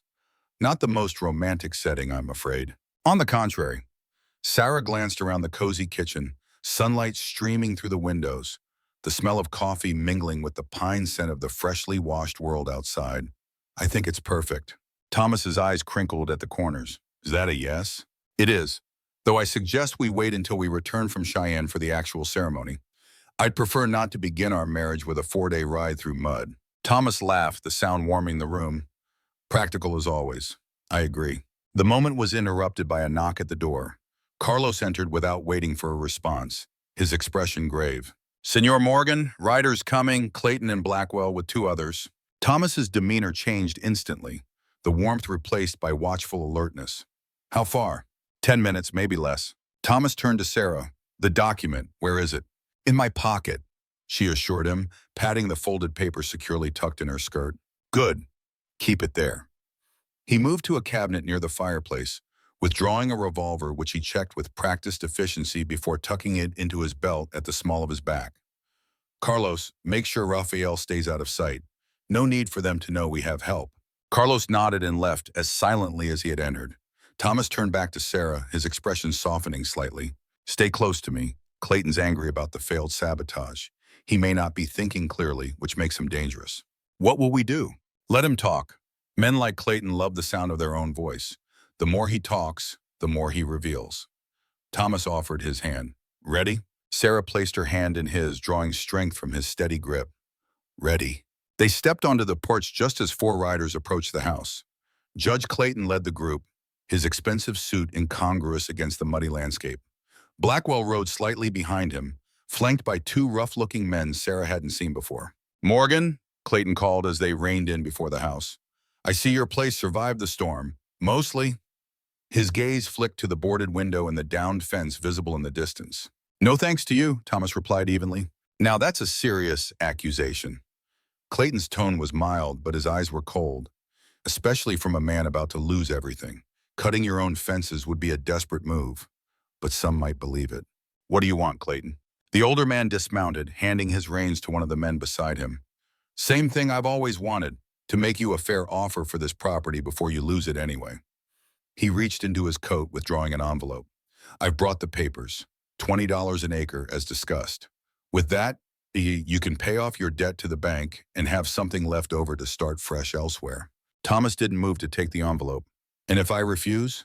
Then you have exactly 17 days to come up with $2,800. Clayton smiled thinly. Unless you've found a way to pull that kind of money out of thin air. Actually, Sarah stepped forward, unable to remain silent any longer. I believe there's been a misunderstanding about the amount owed. Clayton's gaze shifted to her, dismissive at first, then sharpening with interest. Miss Cooper, isn't it? I fail to see how a newcomer could understand the financial arrangements better than those of us who've been involved from the beginning. Perhaps because I have fresh eyes, Sarah replied coolly, and because I had the opportunity to review the original mortgage agreement last night. Clayton's expression didn't change, but Sarah noticed his fingers tighten slightly on the envelope he held. The original agreement was lost in a fire 3 years ago, as I've explained to Mr. Morgan numerous times. How convenient that must have been for you, Sarah said, especially since it allowed you to double the interest rate from 6% to 12% and nearly double the final payment due. Now Clayton's face darkened. You're making serious accusations, young lady. I suggest you consider carefully before continuing. Thomas moved slightly, positioning himself between Sarah and Clayton. The lady speaks the truth, and we have proof. The original agreement shows a final payment of $1,400, not $2,800. Impossible, Clayton snapped. Any such document would have been destroyed in the bank fire. Unless a copy existed elsewhere, Thomas countered. My father was a careful man. He kept duplicates of all important papers. For a moment, silence hung in the air, broken only by the soft nickering of the horses. Then Clayton's expression shifted, calculation replacing anger. Even if such a document existed, which I doubt, it would change nothing. The updated terms have been in effect for 3 years now. You've acknowledged them with every payment. Under duress and false pretenses, Thomas replied. A judge might see it differently. I am the judge in this county, Morgan, or have you forgotten? There are higher courts, Clayton, in Cheyenne, where they're less interested in railroad profits and more concerned with the law. Clayton's face hardened. You always were stubborn, just like your father. It's what will ruin you in the end. He nodded to Blackwell, who dismounted and moved to stand beside him. I came here prepared to be generous. That offer is withdrawn. You have until the end of the month to pay the full amount owed, or I'll take this ranch and everything on it. We'll see about that, Thomas said quietly. Clayton remounted his horse with fluid grace that belied his age. Blackwell will be keeping an eye on the property to prevent any further accidents. His gaze swept from Thomas to Sarah. Good day to you both. The four men rode away, leaving a heavy silence in their wake. Thomas watched them go, his posture rigid with tension. What did he mean about Blackwell watching the property? Sarah asked when the riders had disappeared from view. It means we won't be able to leave for Cheyenne without being followed. Thomas turned to her, his expression grim. And it means we need to move quickly. Clayton won't waste time now that he knows we have evidence. Inside, Thomas outlined their situation to Carlos while gathering what they would need for the journey. We'll return to town first. Make sure Sarah has proper traveling clothes and we have adequate supplies. Then we leave for Cheyenne tonight, after dark. What about Blackwell? Sarah asked. Raphael will create a distraction, Carlos explained. Lead him away from the main trail while you head east. Thomas nodded. Once we're a few hours ahead, it will be difficult for them to catch up, especially if we stay off the main roads. Won't that make the journey longer? Sarah wondered. Yes, but safer. Clayton has friends along the regular route who might delay us. Thomas turned to Carlos. I'm putting you in charge while we're gone. If Clayton or Blackwell try anything, they will not find it easy, Carlos assured him, his hand resting meaningfully on the knife at his belt. The ride back to Silver Creek was tense, both Sarah and Thomas alert for any sign of pursuit. Mrs. Franklin was indeed beside herself with worry when they arrived, having heard about the storm damage from others in town. I thought you might have been swept away, she exclaimed, ushering them inside. Half the valley's flooded, bridges down everywhere. We're fine, Sarah assured her, but we need to leave for Cheyenne as soon as possible. There's been a development with Judge Clayton. Mrs. Franklin's eyes widened as Sarah briefly explained their discovery of the original mortgage document. I always knew Samuel Clayton was a snake, she muttered. Poor William Simmons would be turning in his grave if he knew what's happened to his bank. Mrs. Franklin, Sarah hesitated, we need your help. We need to prepare for the journey without attracting attention. The older woman's eyes sparkled with unexpected excitement. Sneaking out right under Clayton's nose? Count me in, dear. What do you need? With Mrs. Franklin's assistance, Sarah acquired suitable riding clothes. Sturdy pants that would have scandalized Boston society, but were eminently practical for a long journey. Thick woolen socks, a warm coat, and boots that would withstand the mud and rough terrain. Thomas, meanwhile, purchased supplies and made arrangements with the livery stable for fresh horses. These are more sensible for traveling than Daisy, he explained when he showed Sarah the sturdy bay mare he had selected for her. She's trail-wise and sure-footed. As dusk approached, Mrs. Franklin helped Sarah pin her hair up securely beneath a wide-brimmed hat.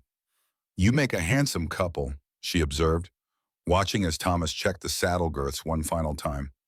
Reminds me of James and Elizabeth when they were younger. Same fire in both of you. We're not married yet, Sarah reminded her. Details, dear. Mrs. Franklin waved a dismissive hand. Some things are written in the stars long before any preacher makes them official. They left through the back of the livery stable, keeping to the shadows as they made their way out of town. True to the plan, they caught a glimpse of Raphael Morgan riding conspicuously north, drawing the attention of a rider who could only be Blackwell or one of his men. It worked, Thomas murmured as they turned east, away from the main road. Now we ride. The next 4 days tested Sarah's endurance and determination in ways she had never imagined. They rode from dawn until dusk, stopping only to rest the horses and snatch a few hours of sleep when necessary. Thomas set a grueling pace, clearly concerned that Clayton might send men after them once he realized they had slipped away. The terrain varied from rolling grasslands to steep, wooded hills, with rivers swollen from the recent storms forcing them to find alternate crossings. Thomas proved to be an expert guide, navigating by stars at night and sun by day, always seeming to know which path would be passable and which too dangerous. At night, they made cold camps, no fires that might attract attention, huddled together for warmth beneath a shared blanket. The forced intimacy might have been awkward under different circumstances, but their shared purpose and growing affection made it feel natural. On the third night, as they sheltered beneath an overhanging rock to escape a light rain, Sarah found herself studying Thomas's profile in the dim moonlight. The strong line of his jaw, the weariness etched around his eyes, the determination in the set of his mouth, all had become dear to her in a way she hadn't thought possible when she first stepped off that stagecoach. What are you thinking? Thomas asked softly, catching her gaze. That I'm glad I found the courage to step down from that stage, she replied honestly. Even with everything that's happened since. Thomas's expression softened. So am I. He hesitated, then reached out to tuck a strand of hair behind her ear, his touch gentle. Very glad. The simple gesture held more meaning than 1,000 flowery declarations might have. In that moment, Sarah knew with certainty that what was growing between them was real and lasting. Forged in adversity and built on mutual respect and trust. They reached Cheyenne late on the 4th day, the territorial capital, a startling contrast to Silver Creek, with its bustling streets, brick buildings, an air of prosperous activity. Thomas led them directly to a modest hotel near the center of town. We'll get rooms, clean up, and find Miller first thing in the morning, he said as they dismounted, both stiff and sore from the long journey. The hotel clerk raised an eyebrow at their travel-worn appearance, but asked no questions as Thomas signed the register as Mr. and Mrs. Morgan. The small deception was necessary, Thomas had explained earlier, to avoid any impropriety that might undermine their case with the lawyer. Sarah was too exhausted to feel awkward about the arrangement, gratefully accepting the key to a small but clean room with a real bed, a luxury after nights spent on the hard ground. The hot bath that followed was perhaps the most welcome sensation she had ever experienced, washing away days of trail dust and fatigue. Refreshed and wearing her one remaining clean dress, Sarah met Thomas for dinner in the hotel's small dining room. He had likewise transformed himself, clean-shaven and dressed in fresh clothes, looking more like a respectable businessman than a cattle rancher. "You clean up well, Mr. Morgan," she observed with a smile. "As do you, Miss Cooper." His eyes warmed as they took in her appearance. "Though I must say, you looked equally fine in riding pants and covered in trail dust." Sarah laughed, the sound drawing curious glances from other diners. "Careful, sir, or I might think you are becoming sentimental." "Heaven forbid," Thomas replied with mock seriousness, though his eyes twinkled. "A practical arrangement is all we agreed to, after all." Their shared laughter eased the tension that had accompanied them from Silver Creek. For one evening, they allowed themselves to set aside their worries and simply enjoy each other's company, talking of lighter matters, books they had read, places they had seen, small stories from their childhoods. It was the most normal evening they had spent together, unthreatened by Clayton's machinations or the pressures of the ranch. Sarah found herself thinking that this was what marriage to Thomas might truly be like: companionable, warm, filled with conversation and quiet understanding. Morning came too soon. After a hearty breakfast, they made their way to the offices of Jackson Miller, attorney at law, located in a brick building near the territorial courthouse. The secretary, a serious young man with ink-stained fingers, informed them that Mr. Miller was currently in court, but would return by noon. "We'll wait," Thomas decided, settling into one of the hard wooden chairs in the small reception area. The morning dragged on interminably. Sarah tried to distract herself by reading a newspaper, but her mind kept returning to the document carefully folded in her reticule and the stakes of their meeting. If Miller couldn't or wouldn't help them, the ranch would be lost, along with everything Thomas had worked for. Finally, just past noon, the office door opened to admit a tall man with iron gray hair and piercing blue eyes. He nodded to his secretary before turning his attention to Thomas and Sarah. "You must be Morgan," he said, extending his hand. "Got your letter 3 weeks ago. Been expecting you." Thomas stood, shaking the offered hand. "This is Miss Sarah Cooper, my fiancée. She's the one who discovered the evidence we mentioned in our note." Miller's shrewd gaze assessed Sarah briefly before he nodded. "Ma'am, let's talk inside." The lawyer's office was cluttered but organized, with neat stacks of documents covering most available surfaces and law books lining the walls. Miller gestured them to chairs before settling behind his desk. "So Clayton's been manipulating mortgage terms," he said without preamble. "I wish I could say I'm surprised, but this isn't the first such case I've heard about. The bank failures after '73 gave opportunities to men like him all across the territory." "Then you'll help us?" Sarah asked, hope rising. Miller's expression remained neutral. "Depends on your evidence. Clayton's powerful, with friends in the territorial government and railroad interests behind him. Going against him isn't something I do lightly or without solid proof." Sarah withdrew the document from her reticule, carefully unfolding it before passing it across the desk. The original mortgage agreement signed by William Simmons and James Morgan, Thomas's father. It clearly states 6% interest and a final payment of $1,400. Miller examined the document carefully, his expression giving nothing away. "Witnessed by Edward Peterson and Susan Simmons," he noted. "The bank president's wife is witness. Interesting." "My mother kept a copy hidden in her desk," Thomas explained. "Clayton claimed the original was destroyed in a fire at the bank 3 years ago, which conveniently happened right after he took over." "And right after your parents died," Miller observed, still studying the document, "leaving you alone to challenge him." "Exactly." Miller set the paper down, leaning back in his chair. "It's good evidence, but not foolproof. Clayton could claim this is a forgery, especially given that both your parents and William Simmons are deceased." "Mrs. Simmons is still alive," Sarah pointed out. "She witnessed the original signing."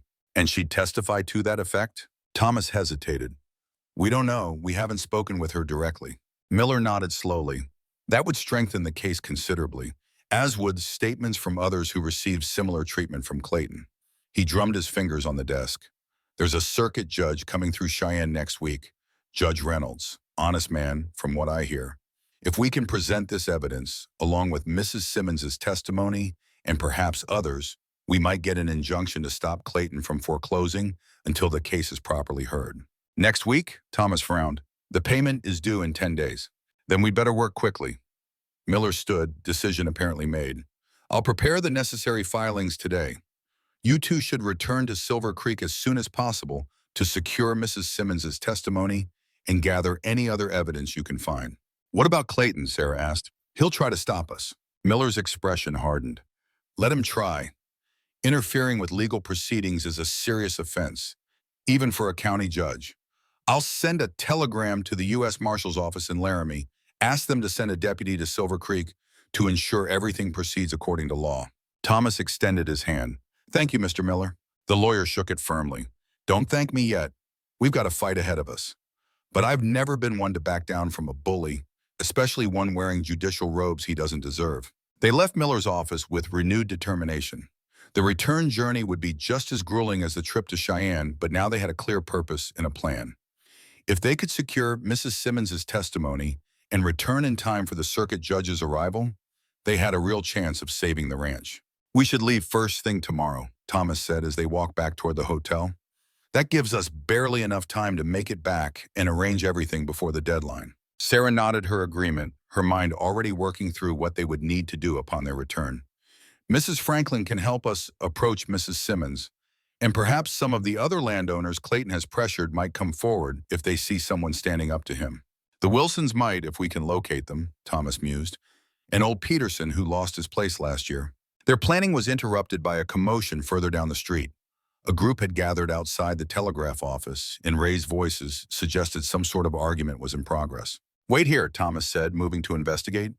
Sarah ignored the instruction, following close behind him as they approached the crowd. At the center of the disturbance stood a young man in the dusty clothes of a hard rider, facing off against the telegraph operator. I'm telling you, it's urgent, the young man insisted, and the message has to go through today. And I'm telling you, the lines are down between here and Laramie, the operator replied testily. Storm damage. Won't be fixed until tomorrow at the earliest. Thomas stepped forward. What's the problem here? The young man turned, revealing a face that couldn't be more than 20 years old, with the earnest expression of someone unused to confrontation. I need to send an urgent telegram to Silver Creek, but the lines are down. Thomas stiffened slightly at the mention of their hometown. Silver Creek? Who are you trying to reach there? Thomas Morgan, the young man replied.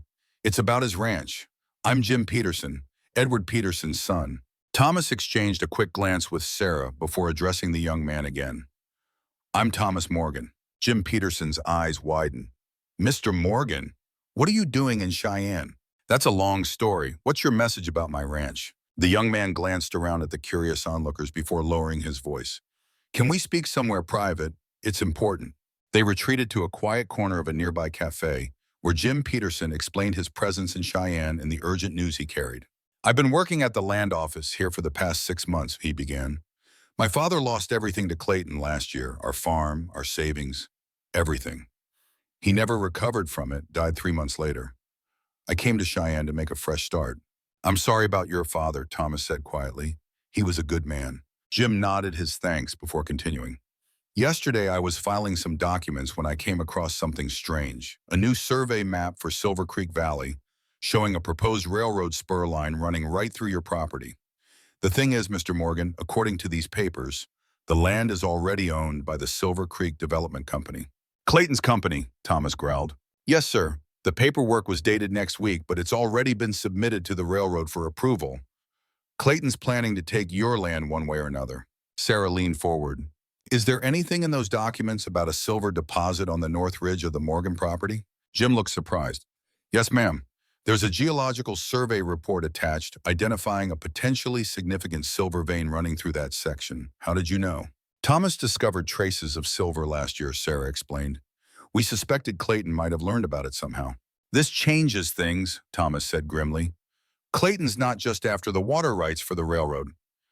He wants the silver too. That's why he's been so determined to force me out. There's more, Jim added. The documents mention clearing obstacles to development by the end of the month. That's why I was trying to warn you. It sounded like they might be planning something beyond just foreclosure. The implications were clear. Clayton might resort to more direct methods if legal means failed. Thomas's expression hardened. Thank you for this information, Jim. It could make all the difference. What will you do now? The young man asked. Return to Silver Creek immediately, Thomas replied.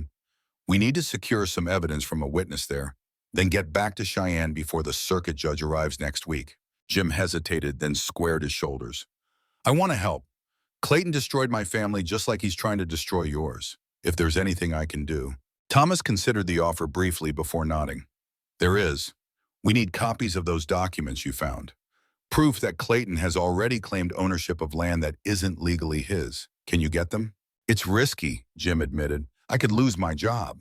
I understand if you'd rather not. No, Jim interrupted firmly. I'll do it. For my father, if nothing else.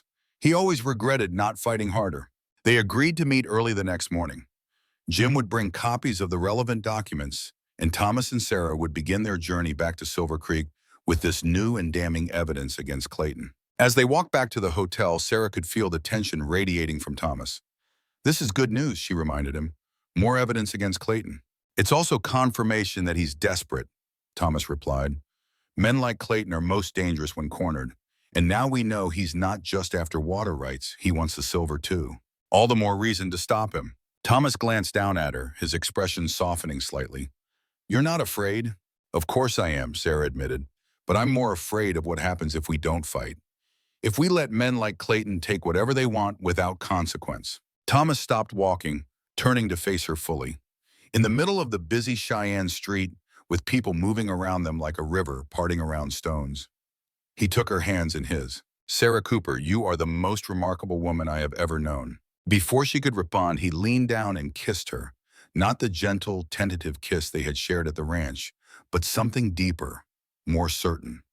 A promise, a declaration, witnessed by a dozen startled passers-by who quickly averted their eyes from such a public display. When they parted, Sarah found herself breathless, her cheeks flushed with more than just embarrassment at their public location. That was unexpected, she managed. Thomas's eyes crinkled at the corners. I find myself increasingly tired of waiting for the right moment.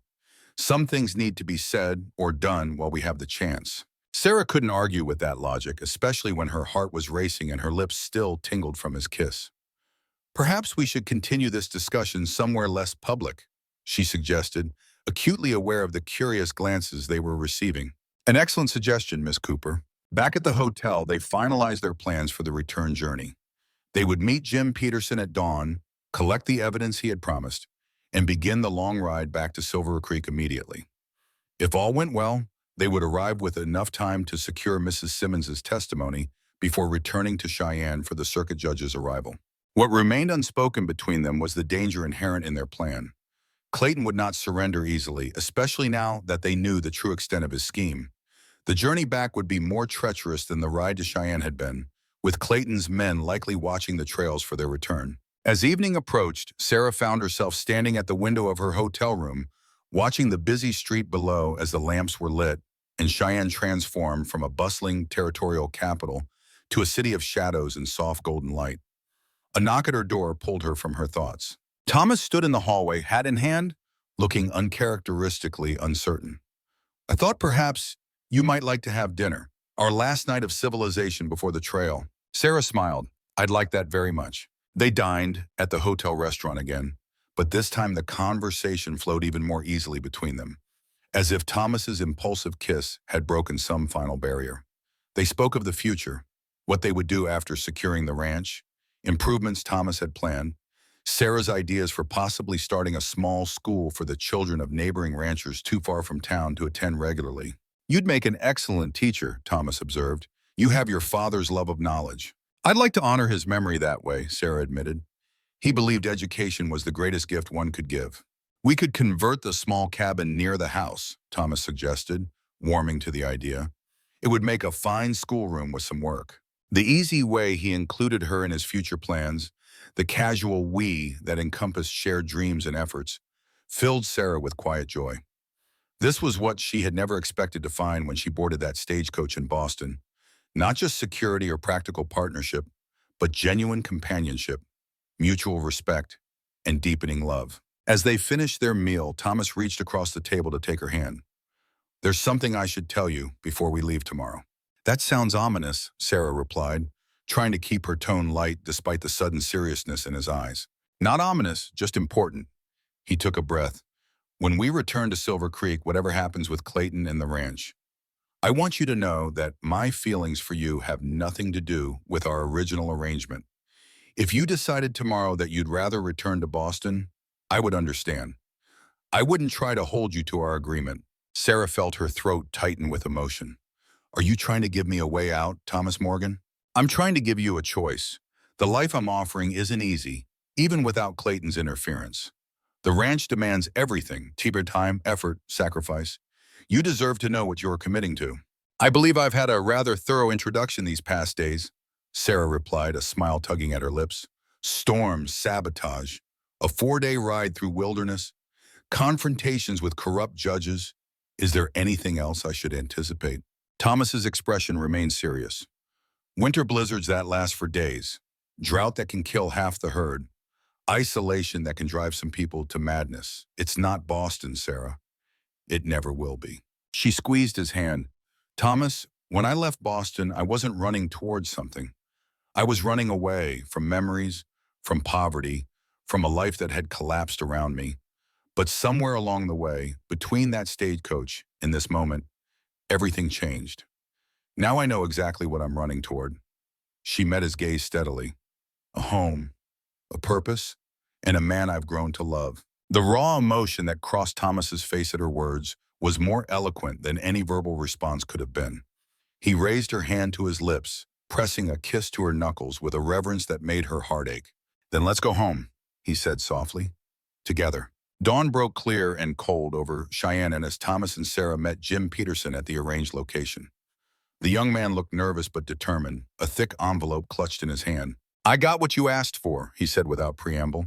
Copies of the development plans, the survey maps, everything showing Clayton's intent to take ownership of your land before the foreclosure is even final. Thomas accepted the envelope, his expression grave. Thank you, Jim. This is a risk for you. Worth taking, the young man replied firmly. Just make sure Clayton pays for what he's done, to your family and to mine. With the precious documents secure, Thomas and Sarah mounted their horses and began the long journey back to Silver Creek. They rode hard that first day, pushing the horses as much as they dared, aware that time was now their most precious commodity. The trails seemed different on the return journey, familiar in some ways, yet charged with new purpose and urgency. They camped that night in a sheltered hollow, once again foregoing a fire despite the chill in the air. We should reach Silver Creek by nightfall on the third day if we maintain this pace, Thomas calculated as they shared a cold meal of jerky and hardtack. And Mrs. Simmons' testimony, Sarah asked? We'll go directly to her place. It's actually on our way to about an hour outside of town. Thomas checked his revolver before tucking it back into his belt. Clayton will know we're coming by then. We need to be prepared for anything. Sarah nodded, her hand unconsciously moving to the pocket where she kept the original mortgage document. Do you think he'd really resort to violence? After what Jim told us? Thomas's expression was grim. Yes, there's too much at stake for him now, not just one ranch, but his entire scheme with the railroad and the silver mine. Men have killed for far less. The stark assessment should have frightened Sarah, but instead it only strengthened her resolve. They had come too far, risked too much to turn back now. The next 2 days passed in a blur of hard riding and brief rest. They encountered no other travelers, which was both a relief and a concern. The trails were unusually empty, as if others knew to stay away. By late afternoon of the third day, the familiar landscape of the Silver Creek Valley came into view. Thomas reined in on a ridge overlooking the town, his expression alert as he scanned the surrounding countryside. Something's wrong, he said quietly. No smoke from the sawmill, no activity in the fields. Sarah followed his gaze, noticing the unusual stillness of the valley. Even from this distance, the town looked deserted, no figures moving in the streets, no wagons coming or going. What does it mean? I don't know. Thomas's hand moved to his revolver. But we're going to find out. They approached cautiously, taking a roundabout path that brought them to the Simmons place without passing through town. The small farmhouse looked peaceful enough, smoke rising from the chimney, a few chickens scratching in the yard. Thomas dismounted first, helping Sarah down before approaching the house. He had barely reached the porch when the door opened to reveal Mrs. Franklin, of all people, her expression shifting from wariness to relief as she recognized them. Thomas, Sarah, thank the Lord you're back. We've been so worried. Mrs. Franklin? "What are you doing here?" Sarah asked, bewildered. The older woman glanced nervously over her shoulder. "Come inside, quickly. It isn't safe out here." Inside, they found Susan Simmons seated by the fire, a frail woman in her 60s with bright, intelligent eyes that belied her physical weakness. Also present were Carlos and Rafael Martinez, both looking tired and grim. "What's happened?" Thomas demanded as soon as the door was closed. Mrs. Franklin wrung her hands. "It's Clayton. The day after you left, he started making accusations. Said you'd stolen documents from the bank, that you were fugitives from justice. He's got men watching all the roads into town." "The ranch?" Thomas asked sharply. "Blackwell and two others are occupying it," Carlos replied, his voice tight with anger. "They claim they're protecting bank property. We barely got out with our lives." "Clayton's declared himself acting sheriff until the criminals are apprehended," Mrs. Franklin added. "He's practically taken over the town. Most folks are staying indoors, waiting to see what happens." Thomas's jaw tightened. "And Mrs. Simmons?" "I brought her here for safety," Mrs. Franklin explained. "Clayton was asking questions about the original mortgage agreement. When he found out she had witnessed it, he threatened me." Mrs. Simmons spoke for the first time, her voice surprisingly strong. "Said if I testified about the original terms, he'd make sure my daughter lost her teaching position in Denver. But I won't be bullied by that man." She fixed Thomas with a determined gaze. "Your father was a good man, Thomas Morgan. He dealt fairly with my husband for years. I won't let Samuel Clayton dishonor both their memories with his scheming." Sarah moved to sit beside the elderly woman. "Mrs. Simmons, we have the original mortgage agreement. Would you be willing to sign a statement confirming its authenticity?" "I'd do more than that, dear. I'd testify in any court in the territory. William kept records of every transaction, duplicate ledgers that Samuel doesn't know about. They show all the changes he made after taking over the bank, not just to the Morgan loan, but to a dozen others." Hope surged through Sarah. "Where are these ledgers now?" "Hidden in my root cellar. I moved them there after William died. Never trusted Samuel, even before he started changing loan terms." Thomas exchanged a significant look with Sarah. With Mrs. Simmons's testimony in the bank ledgers, combined with the documents Jim Peterson had provided, they had more than enough evidence to present to the circuit judge, if they could get back to Cheyenne safely. "We need to move quickly," he said. "Clayton knows we'll be returning soon. Once we have the ledgers, we should head directly to Cheyenne without going near town." "There's a problem with that plan," Raphael spoke up. "Clayton's men are watching all the main trails, and there's a storm coming from the north.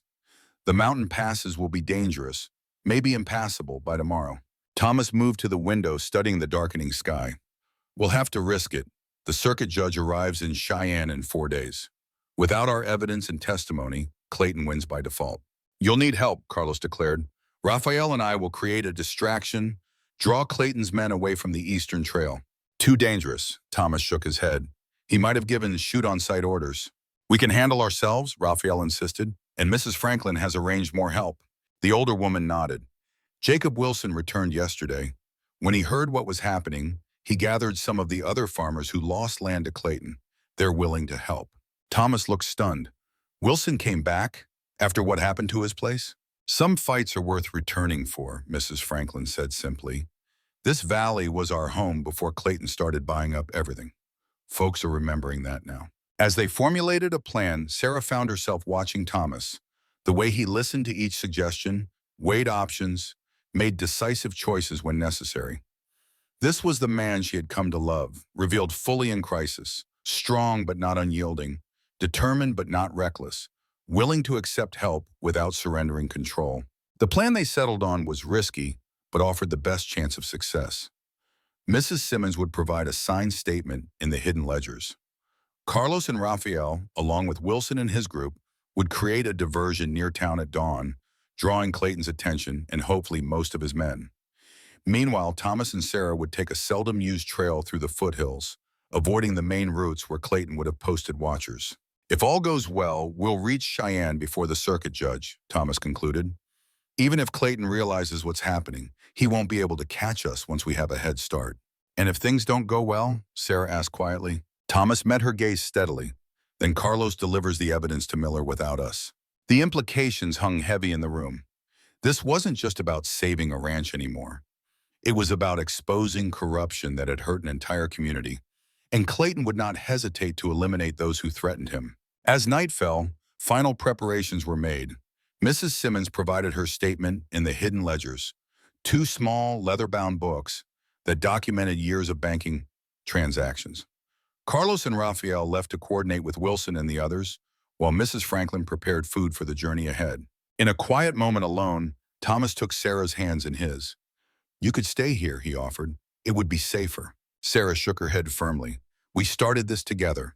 We'll finish it together." Thomas's eyes searched hers, finding only certainty. Slowly he nodded. "Together, then." They spent the night at the Simmons farm, snatching a few hours of restless sleep before rising well before dawn. The sky to the north was ominously dark. The storm Raphael had mentioned was indeed approaching, bringing with it the threat of snow and the higher elevations they would need to cross. "Godspeed," Mrs. Franklin whispered as she embraced Sarah at the door. "Come back to us safely, both of you." With the precious documents secured in Thomas's saddlebags, they mounted their horses and set off in the pre-dawn darkness. The eastern trail was little more than a game path, narrow and difficult to follow even in daylight. Thomas led the way, moving with the confidence of someone who had known this land since childhood. Behind them, the sky gradually lightened, revealing a landscape shrouded in early morning mist. When they had been riding for nearly an hour, a distant commotion broke the stillness. Shouts and what might have been gunshots, coming from the direction of Silver Creek. "The diversion," Thomas said grimly. "Let's hope it works." They pushed on, the trail gradually climbing as they entered the foothills. The going was slow, the path occasionally disappearing entirely, forcing Thomas to navigate by landmarks in memory. By mid-morning, they had climbed high enough to look back over the valley, Silver Creek visible as a cluster of buildings in the distance. "Look," Sarah pointed to a cloud of dust on the main road. "Riders, heading this way." Thomas's expression hardened. "Clayton, someone must have told him about this trail." He surveyed their position quickly. "We need to pick up the pace. Once we cross the ridge ahead, will be harder to track." They pushed the horses as much as they dared on the treacherous trail, aware that a misstep could mean a deadly fall. The storm clouds were moving faster now, the temperature dropping noticeably as they climbed higher. Sarah could feel the first few snowflakes on her face as they reached the ridge Thomas had indicated. Below them stretched a new valley, wilder and less inhabited than Silver Creek. The trail descended steeply before winding through dense forest, eventually leading, Thomas explained, to a trading post where they could get fresh horses before continuing to Cheyenne. "We'll lose them in the forest," he said confidently. "Clayton and his men don't know these mountains like I do." They had just started their descent when a shot rang out, the bullet striking a tree beside Thomas's head. Sarah gasped as Thomas immediately pulled his horse around, placing himself between her and the direction of the shot. "Into the trees," he ordered, drawing his revolver. "Now!" Sarah urged her horse down the slope, heart pounding as more shots followed them. Behind her, she heard Thomas returning fire, covering their retreat. The dense forest soon enveloped them, providing some shelter from their pursuers, but making it harder to maintain speed. "This way," Thomas called, taking the lead again. He guided them off the trail, following what appeared to be a dry creek bed that wound deeper into the forest. "There's an old trapper's cabin ahead. We can make a stand there if necessary." The snow was falling more heavily now, swirling around them in white eddies that reduced visibility and muffled sounds. Sarah could no longer hear pursuit, but Thomas remained tense, constantly checking behind them as they pushed forward. The cabin appeared suddenly through the trees, a small, rough structure built of logs, partially reclaimed by the forest around it. Thomas dismounted quickly, helping Sarah down before leading the horses to a lean-to shelter at the side of the cabin. "Inside," he urged, checking the forest once more before following her through the cabin's low doorway. The interior was dusty and abandoned, but intact. A single room with a stone fireplace, crude table, and platform bed frame. Thomas immediately moved to the single window, positioning himself to watch the approach. "Do you think we lost them?" Sarah asked, brushing snow from her coat. "Temporarily. The snow will slow them down, but it also leaves tracks. They'll find us eventually." Thomas glanced at the fireplace. "We can't risk a fire. The smoke would lead them right to us." "Voy to us." Sarah nodded, though the cabin was already bitterly cold. "What's our plan?" "Wait for the storm to strengthen. Use it as cover to circle back to the main trail further down the mountain." Thomas checked his revolver, counting the remaining bullets. "Clayton won't expect that." As if in answer to his strategy, the wind outside increased dramatically, snow now driving horizontally past the small window. The storm had arrived in full force, transforming the forest into a white void where visibility extended no more than a few yards. Perfect, Thomas murmured. Now we wait. The hours that followed were among the tensest of Sarah's life. They huddled together for warmth, speaking in whispers when they spoke at all, listening for any sound that might indicate their pursuers had found them. The storm raged outside, rattling the cabin shutters and driving snow through every crack in the rough walls. As dusk approached, the light fading from the already dim interior, Thomas finally relaxed slightly. If they were going to find us, they would have, by now, the storm's driven them to seek better shelter. So we can continue? Sarah asked, stiff from sitting so long in the cold. Not until morning. Trying to navigate these mountains at night in a blizzard would be suicide. Thomas moved from the window for the first time in hours, coming to sit beside her on the crude bed frame. We'll leave at first light, assuming the storm has passed. Sarah nodded, accepting the practicality of his decision despite her impatience. Do you think Carlos and the others are all right? Carlos is smart. He wouldn't have engaged Clayton directly unless he had to. Thomas put his arm around her shoulders, drawing her closer to share warmth. They knew the risks, same as we did. They sat in silence for a while, listening to the storm's fury gradually diminish as night deepened around them. Eventually, Thomas spoke again, his voice low in the darkness. When I placed that advertisement for a mail-order bride, I never imagined this is where it would lead. There was a hint of wonder in his tone. A desperate ride through a blizzard, pursued by armed men, trying to save not just my ranch, but the entire valley. Nor did I imagine answering such an advertisement would lead to anything beyond a practical arrangement, Sarah replied, smiling despite their circumstances. Life has a way of surprising us. That it does. Thomas shifted, turning to face her, though she could barely make out his features in the darkness. Whatever happens tomorrow, Sarah Cooper, I want you to know that meeting you has been the best thing that's happened to me in a very long time. Sarah reached up to touch his face, fingers tracing the strong line of his jaw. Even with all the trouble I've brought? Especially with the trouble, Thomas replied, covering her hand with his own. You've reminded me what's worth fighting for. Not just land or legacy, but a future, a shared one. In the cold, dark cabin, with danger waiting outside and uncertainty ahead, Sarah felt a warmth that had nothing to do with physical comfort. This was what had been missing from her life in Boston, even before her father's death and their financial ruin. Purpose, connection, the sense of being truly known and valued by another soul. I love you, Thomas Morgan, she whispered, the words coming easily now, natural as breathing. And whatever tomorrow brings, I'm glad I found the courage to step down from that stagecoach. His answer was not in words, but in the gentle press of his lips against hers, a kiss that held both tenderness and promise. Tomorrow would bring new challenges, perhaps even greater danger. But in this moment, sheltered from the storm, they had found something that neither Clayton nor any other force could take from them. A bond forged through adversity, strengthened by shared purpose, and deepened by love that had grown where neither expected to find it. As the storm gradually subsided outside, Sarah closed her eyes, secure in Thomas's embrace. Whatever dawn might bring, they would face it as they had faced everything else since that first moment at the stagecoach. Together. As dawn broke, the storm had passed, leaving the forest draped in pristine white. Thomas and Sarah set out, following a circuitous route that eventually brought them to the trading post. There, with fresh horses, they made the final push to Cheyenne, arriving just hours before Judge Reynolds. The territorial courthouse hummed with tension as Clayton, summoned by telegram, arrived with Blackwell and a hired attorney from Denver. His confident smirk faltered when he saw Mrs. Simmons seated beside Thomas and Sarah, the bank ledgers open before her.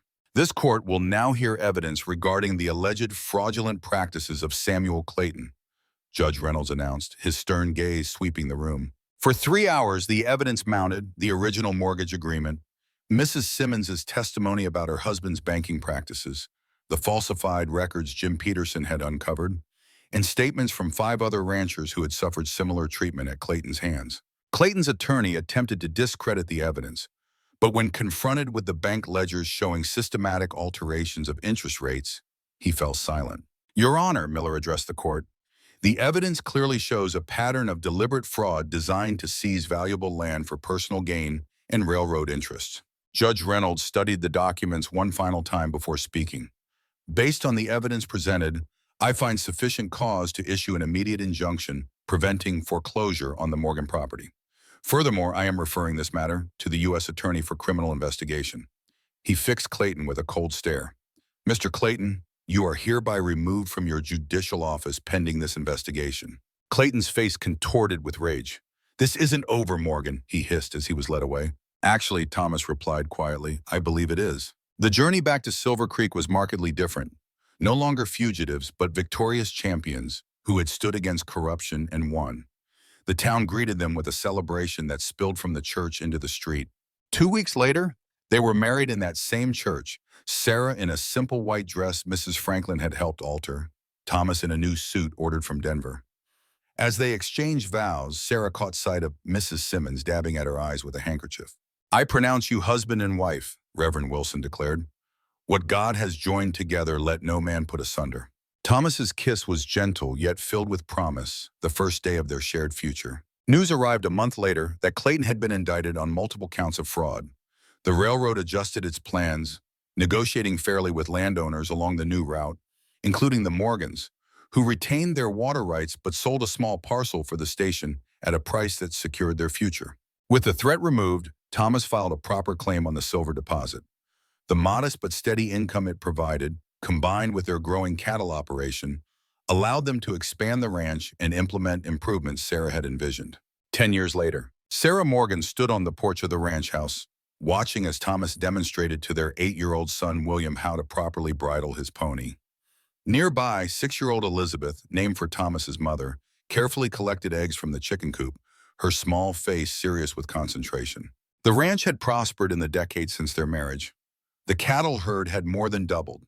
The house had been expanded with a new wing, and Thomas's reputation for quality breeding stock had spread throughout the territory.